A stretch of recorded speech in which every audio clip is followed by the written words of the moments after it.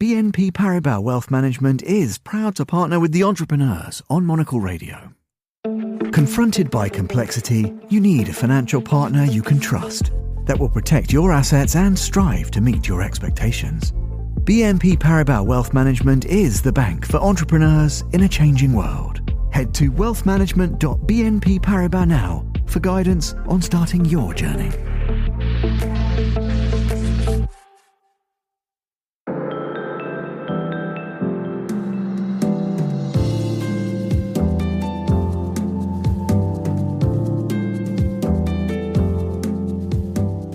Hello and welcome to The Entrepreneurs on Monocle Radio, the show all about inspiring people, innovative companies and fresh ideas in global business.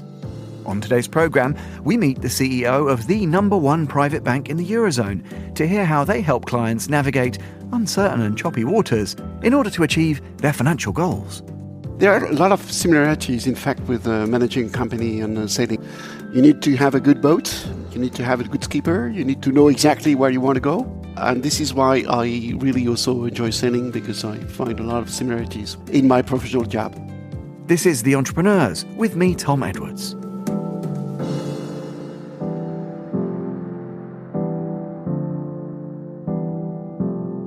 You're listening to The Entrepreneurs.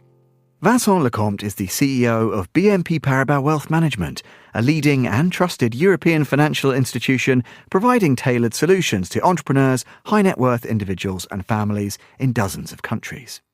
Vincent Lecomte oversees an operation that's tasked with delivering innovation and great personalised service for clients, but perhaps more important is his and his team's focus on maintaining a human touch and understanding that working with clients to achieve something truly meaningful matters a whole lot more than just thinking about returns. Vincent Lecomte will tell us how everyone at BNP Paribas Wealth Management strives to do this with creativity, skill and spark, and he'll share with us how his own passion for sailing has shaped his journey. Monocle's Paris Bureau Chief, Simon Bouvier, caught up with Vincent Lecomte to discuss all that and more, including the game-changing impact of AI technology and the vital role that he sees BNP Paribas Wealth Management playing as a connecting platform for entrepreneurs. Vincent Lecomte began by telling Simon more about how his love for life on the water has inspired his approach to work. I sail a 40 feet boat, which is the next class 40, so it's a fast cruising boat. And I really enjoyed sailing. It's a lot of fun. There are a lot of similarities, in fact, with managing a company and sailing, in fact. You need to have a good boat, you need to have a good skipper, you need to know exactly where you want to go. You need to have a good team as well. And this is why I really also enjoy sailing, because I find a lot of similarities with what I do in my professional job. And then you can have the best team, the best boat and everything. The weather can intervene and then you have to adapt as well, right? Absolutely. You need to adapt yourself, because the weather conditions, as you know, can really change. So you need to be very agile. You need to remain very humble as well. When you have to navigate through rough seas, who's the decision maker? You have to be the decision maker, but you have to adapt yourself to the weather conditions. And this is really close to what we have also in our business, right?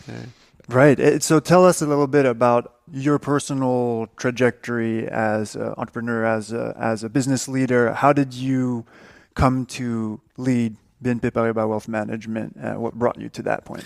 Well, I started my career as a consultant. I started with Pitt Marwick, and it was in fact indeed my first merger, because Pitt Marwick merged with KMG and became KPMG.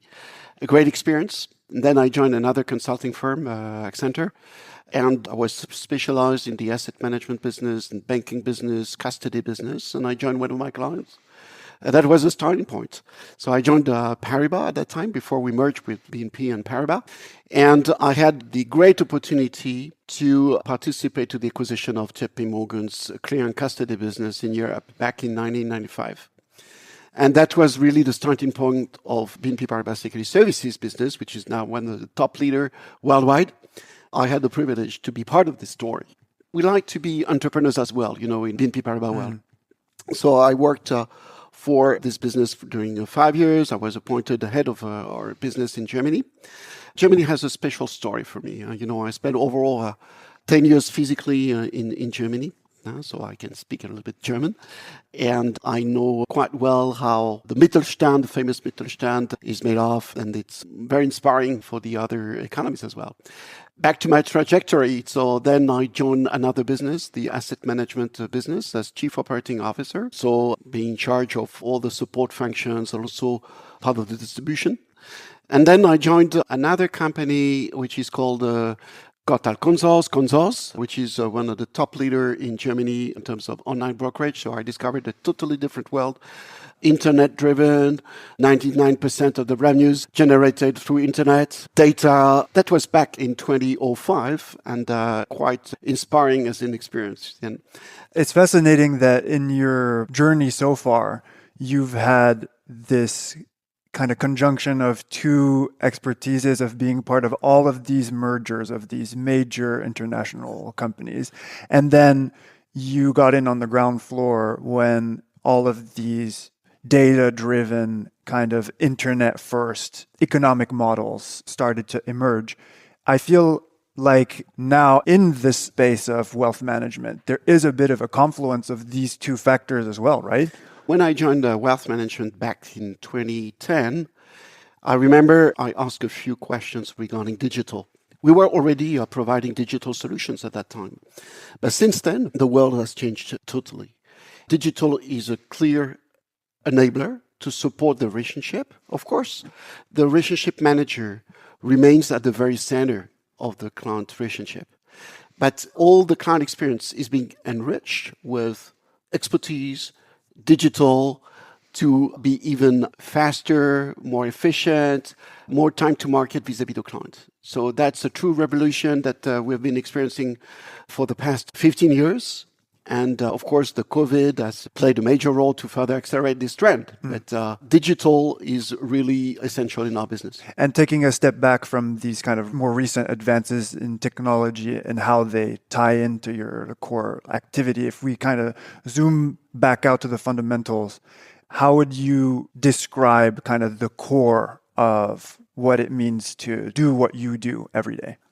Number one mission is really to preserve clients' wealth. That's our first job, which means, you need to be built on robust foundations. And that's, I would say, one of the top quality of BNP Paribas franchise. We've been existing for more than 150 years.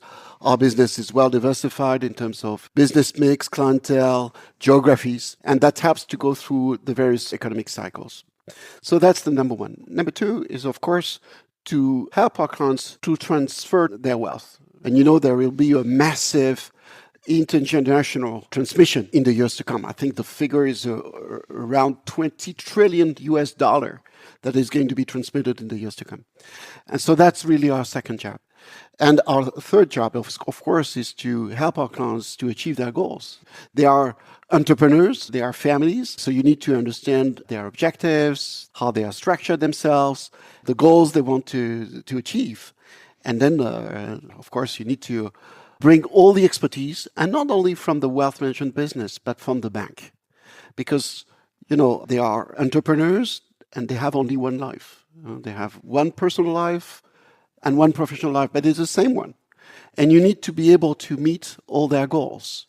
And that's what we do by leveraging the expertise that we have within wealth management, but also the expertise from the group. Just to give a few examples, in terms of investment banking, in terms of financing, in terms of real estate expertise, we do have all this expertise within the group. So back to the job of the relationship manager is a little bit kind of chef d'orchestre, to mobilize all the resources that we have within wealth management, but also from the group.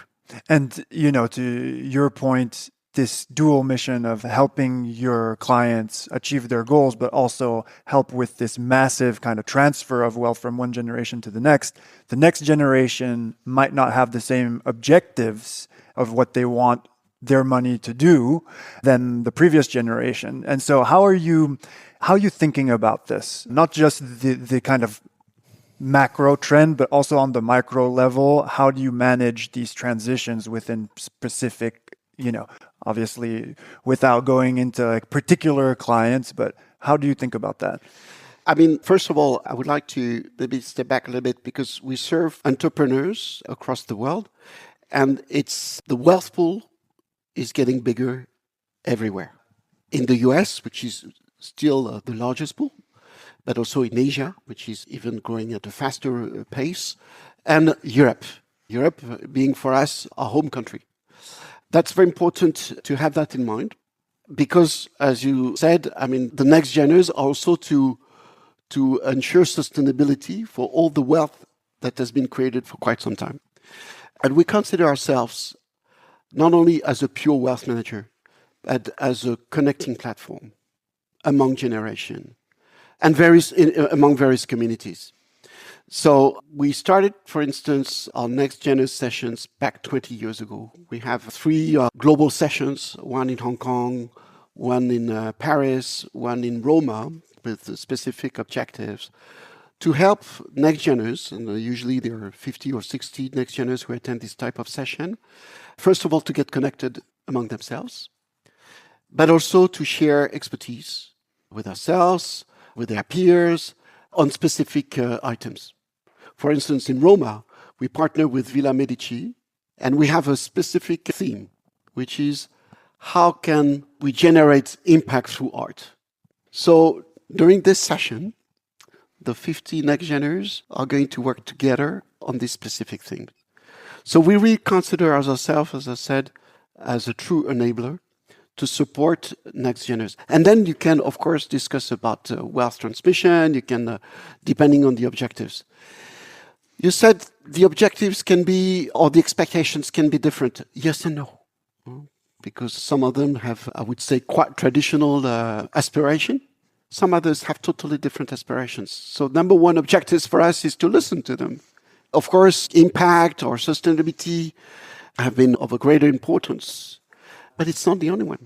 At the end, they want to, they are entrepreneurs themselves, and they want to create wealth, I would say, not only for themselves, but first of all for the society. And that's what we see more and more across the board. And it's fascinating that you're holding these kind of series of events to bring these clients together. What is it like for you witnessing these interactions? First of all, it's always very refreshing, and I personally spend time with them, to interact and to listen to them. I really got a lot of great stories about how they themselves created their own company. So even if they have potential huge wealth, they really consider themselves, let's, move ahead and bring new ideas, bring new people in order to move ahead. But this connecting platform is obviously very important. That we have now more than 2,000 alumni, and I'm always surprised to see that they are still connected. And after 15 years, among all of this kind of petri dish of ideas and inspiration. So, going back to what we were discussing earlier on technology, given this landscape that you described, you're differentiating yourself by offering all of the different elements that BNP as a whole, not just BNP Paribas Wealth Management, has to offer. What about this technology piece, now that we've set the tone, the foundation being these relationships? How does this kind of increasingly shifting technological landscape tie into your activity, and what do you see kind of over the horizon for how it's going to affect your business? We need to process a lot of data. We have, I would say, processes, end-to-end processes that need to be the most efficient in order to provide the best quality at the cheapest cost. That's our number one objective, and you need technology to support that. This is why we are massively investing. We are also investing in the core features, also all the cloud experience features, how we can have a better use of data to improve the cloud experience. What is, I would say, not really new, but really of a great importance at the group level and at the BNP Paribas Wealth Management level is artificial intelligence. We see artificial intelligence everywhere to improve commercial efficiency, to improve risk management as well. And this is why we have already at the group level more than 800 use cases that are being rolled out everywhere. And ourselves as wealth management, We have a significant number of use cases which are being rolled out. For instance, clients want to have even more personalized offering, hyper-personalized solutions. What does that look like, for example? First of all, you need to have a segmented approach and to be able to design the best solutions to them. And artificial intelligence can really help you to design the best solutions. For instance, you need to prepare a pitch to a client. He wants to have a good view on the luxury sector where he is already heavily invested as an entrepreneur. You need to compile a lot of documents, the internal documents, the financial analysis, the marketing brochures that we have. And artificial intelligence helps you to design very quickly a presentation for the client, which is really tailor-made according to his or her needs. And that can be done in a fraction of seconds, right? So compiling a lot of documents in a fraction of seconds. So of course it helps to better respond to the client's needs at a cheaper cost.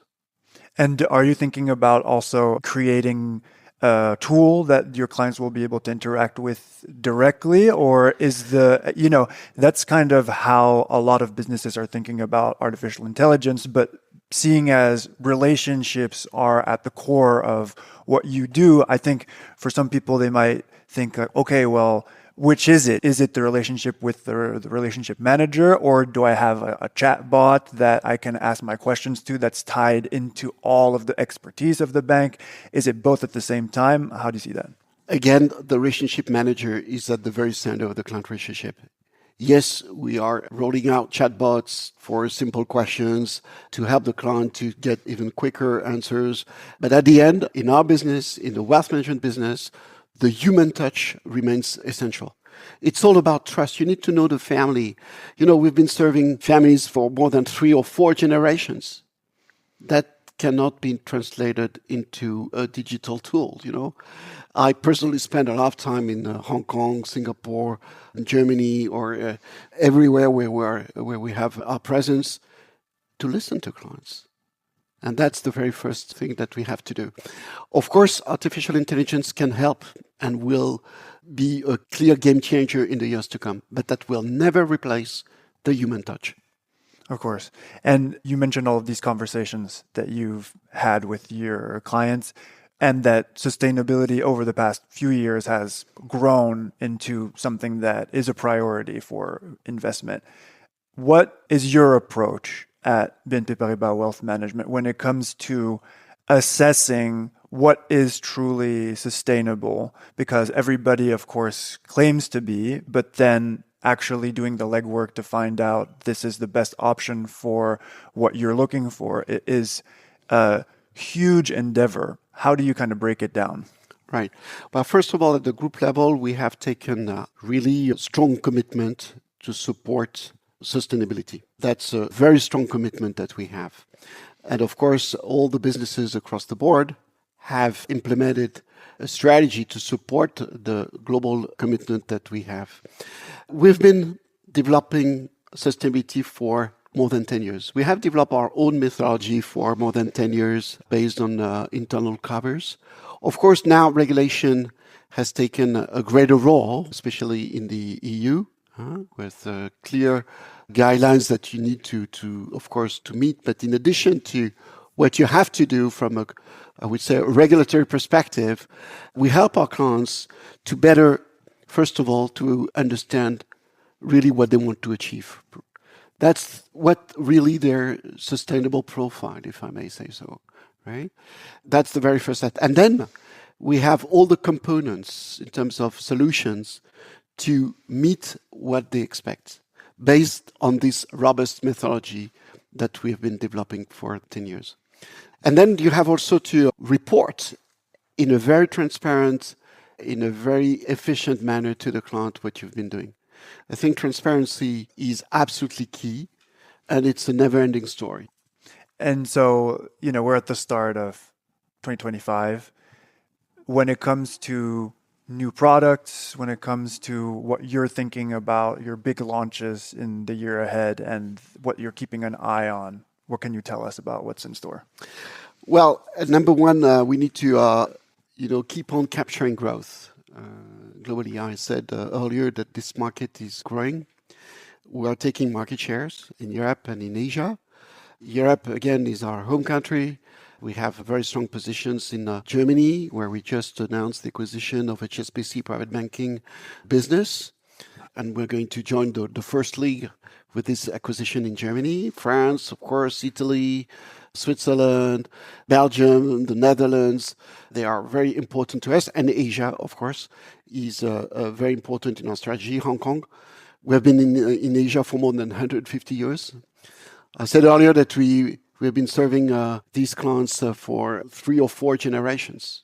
It's very inspiring, by the way, to listen to them when you meet them, to get their own stories, right?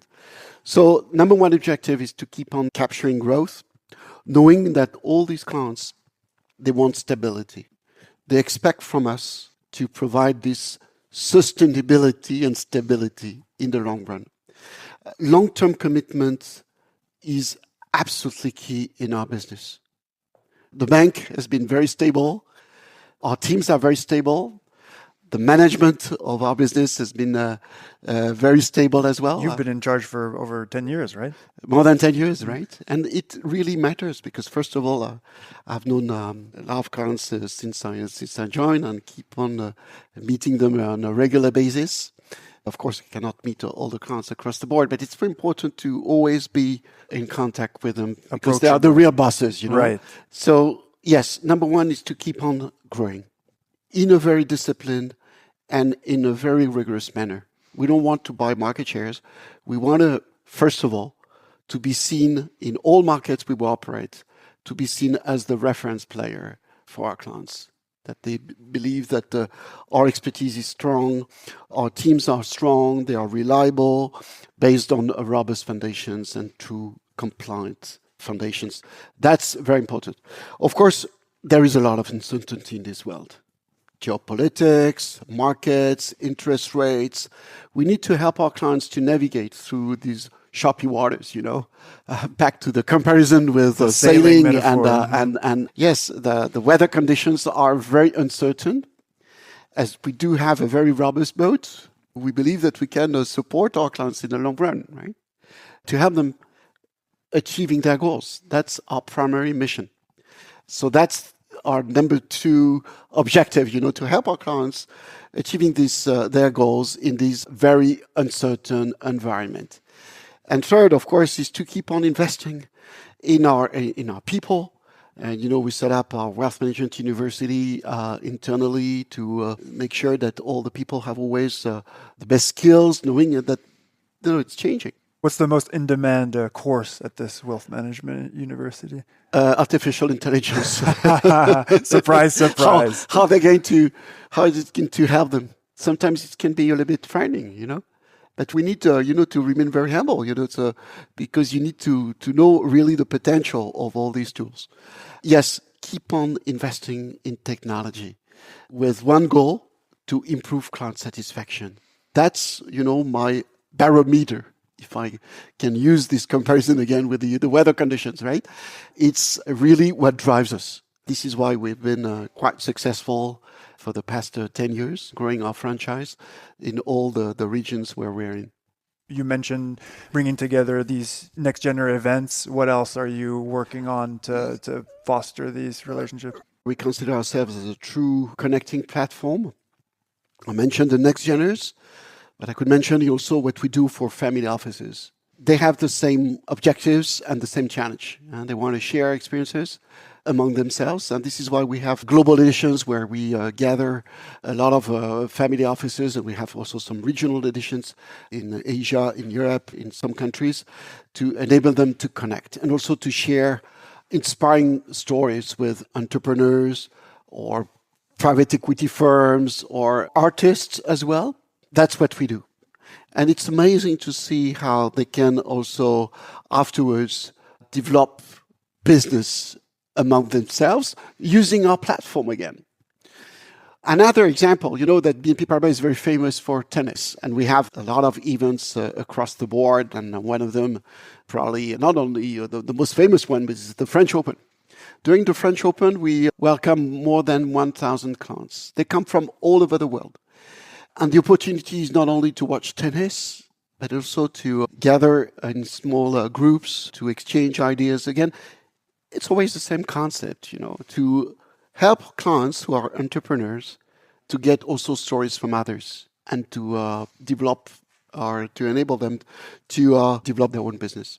Another, that's our recent baby, I would say the last baby that we have, that's the Women of Influence that we launched in Brussels back in October 2024, where we gathered roughly 100 women entrepreneurs coming from all over Europe. Again, same concept, to share ideas with also some leaders. There was, for instance, top experts such as Sarah Uramun, who's a boxing Olympic champion and also entrepreneur, in Abuja, who's an artist and UN ambassador. It was fantastic, really to get all the feedback from these entrepreneurs, from these women entrepreneurs. And we really consider ourselves that we have a true role to play to facilitate women entrepreneurship. And it's so fascinating across the board, from the Next Geners to the family offices to Roland Garros to all these communities. There's this appetite, it seems, for connection and for events. Was this something that you were always thinking about, this kind of hospitality aspect of it, or is this newer for you? It's not new. We've been doing that for years. What is new is really the role we want to play to facilitate these connections. It's really how can we help our clients to do more business. I remember some back 8 years ago, as many other firms, we worked on our purpose. But the starting point, I had a small incident when I was sailing. I was sailing at that time a catamaran, which goes up to 25 knots. Were you alone on the boat? No, I was with my son, and it was really windy. And for these type of boats, you better stay at home rather than going for sailing. We capsized, and unfortunately, I couldn't go back to the boat because the sea was really rough. It was very windy. So during more than 1 hour and 30 minutes, I stayed alone, in the sea, right? Say, well, I hope that they will find me again. And of course, if I'm here today, it's been rescued. The end of the story is a happy one. Yeah, of course. I had to go to the hospital, and I really asked the people, all the first responders. Yes, exactly. Why are you doing your job? What's your purpose? Well, they said, my only objective is to save lives. When I came back from vacation and I shared this experience with my executive committee, I said, what's really our purpose? I mean, our job is not to save lives, obviously, but it's really to help our clients to do something meaningful for the society, for their business, for the people that they employ. And that was really the starting point of this purpose story that we launched some years ago. And you said your son was on the boat as well. Yes. Was he all right? Yeah, he was all right, of course. Yes, so by the way, I have 4 children, 2 girls, 2 boys. So all sailors? All sailors. Of course. It's nice asset allocation, 2 girls, 2 boys. So it's no, they really enjoy sailing, and we do that. Well, don't forget to invite Monocle if you ever do sailing with experience. Pleasure. With pleasure. If you enjoy speed, if you enjoy choppy waters, would be very happy to share this experience, because I enjoy when there is a lot of wind and when you can reach high speed. Within the limits, we'll have to rely on your expertise on that one. But thank you. This was a great conversation. It's been a great experience. Thank you. That was Vincent Lecomte, CEO of BNP Paribas Wealth Management, in conversation with Monocle's Simon Bouvier in Paris. You can find out more about the business by heading to wealthmanagement.bnpparibas.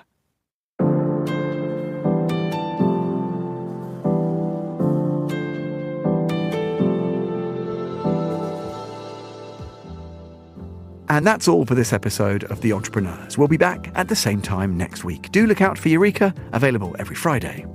The programme was produced by Laura Kramer with audio editing by Jack Dewars. Thanks to them, and thanks to Simon Bouvier for his reporting in Paris.